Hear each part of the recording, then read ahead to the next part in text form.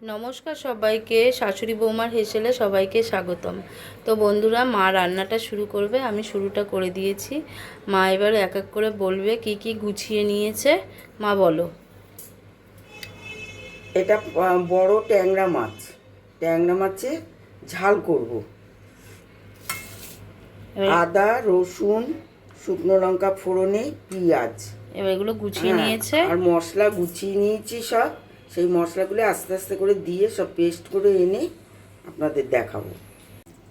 এবার কড়াই গরম হয়ে গেছে, আমি তেল দিচ্ছি। নুন, হলুদ, একটু সরষের তেল ভালো করে মাখিয়ে নিচ্ছি। নিয়ে তারপর তেলটা গরম হয়ে যাচ্ছে, এবার ছাড়বো। দিলাম, তেল গরম হয়ে গেছে, এবার মাছটা দেবো।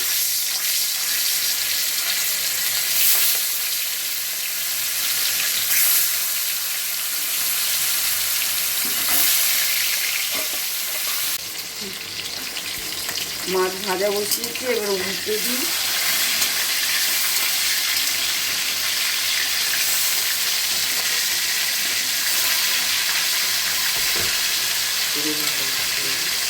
মাছটা ফুটবে। মা বলছে মাছটা একটু কড়া করে ভাজতে হবে। মাছটা কিন্তু ভালোই আছে, দেখো। এই মাছ ভালো হয়, রান্না করতে পারলে সবই ভালো। এই মাছটা ভালো হয়। এই যে মাছ রান্না হচ্ছে, তারপর আগের দিনে যে দুটো রেসিপি করা হয়েছে, দুটো তিনটের মধ্যে ঘুগনিটা মা খেয়েছে, যেহেতু এটা নিরামিষ করেছিলাম। ডিম তো খাই না, মাছ খাই, কিন্তু যেহেতু মাছ আজকে মা পেঁয়াজ রসুন দিয়ে করবে, ওই কারণে মা খাবে না। মাছ ভাজা হয়ে গেছে, আমি তুলে নিচ্ছি। আর একটা দেবো। দেখো বন্ধুরা, মাছগুলো হয়ে গেছে সব। এবার তেলে জিরে, তেজপাতা, শুকনো লঙ্কা ফোড়ন দিয়ে দিচ্ছি, একসঙ্গে দিয়ে দিলাম। পেঁয়াজটা দিয়ে দিচ্ছি, পেঁয়াজটা দিয়ে একটু ভেজে নিই। এবার সব মশলা এক এক করে দিয়ে দিচ্ছি, আদা, পেঁয়াজ, রসুন সব দিয়ে দিচ্ছি। এবার দিচ্ছি হলুদের গুঁড়ো, এবার লঙ্কার গুঁড়ো দিয়ে দিচ্ছি 1 চামচ। মশলাটা ভালো করে কষাই, কষি তারপর জল ঢালবো।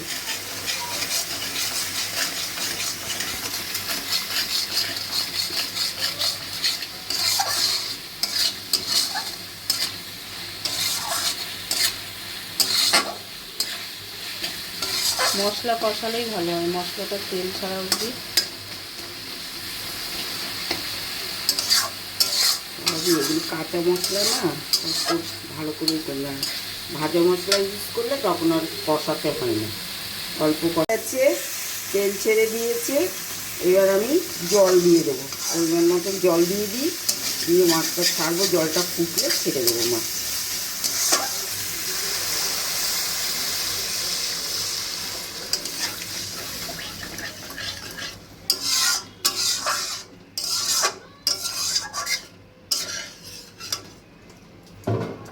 তো বন্ধুরা দেখো, মা মাছটা দিয়ে দিয়েছে, দেখানো হয়নি।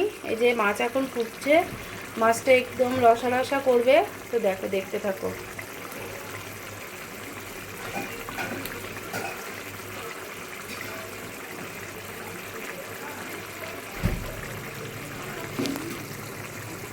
মাছটাকে এরকমভাবে রান্না করলে ভালো লাগে খেতে, করে দেখবেন, ভালো লাগবে। আর মাছটা একদমই ঝোল করা যাবে না, তেল ঝাল না, একদম ছোট মাছ এগুলি খুব। আর হচ্ছে দেখলে মাছগুলো তো অনেকগুলোই ছিল, যেহেতু পেঁয়াজ রসুন দিয়ে রান্না হবে, ওই কারণে মা 4 পিস করেছে। 4 পিস করেছে, আর বাদবাকিগুলো মা অন্যরকমভাবে করবে। পরে ভিডিও করলে তোমাদের সাথে শেয়ার করব। আর তোমাদের যদি আমাদের ভিডিও ভালো লাগে তাহলে পাশে থেকো।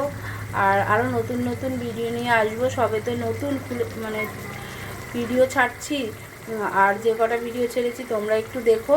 আর ভালো লাগলে অবশ্যই সাবস্ক্রাইব করে দিও শাশুড়ি মায়ের হেসেল। আমি আর মা দুজনে মিলেই, আমি রান্নাটা করি না, মাই করে, আমি একটু টুকটাক করে গুছিয়ে দিই, নাহলে মাই সব কিছু করে নেয়। এরকম সুন্দর সুন্দর ভিডিও যদি দেখতে চাও, রান্না যদি তোমরা দেখতে চাও, অবশ্যই সাবস্ক্রাইব করে দিও। আর মায়ের অনেক পুরনো রেসিপি আছে, পুরনো, এখন যেগুলো খাওয়াই হয় না অনেকে, আমরা তো সময়ের জন্য খেয়েই উঠতে পারি না, রান্নাও করি না, সেগুলোই তোমাদের সাথে শেয়ার করব। মা করবে, মা রান্না করবে, আমি শেয়ার করে দেব।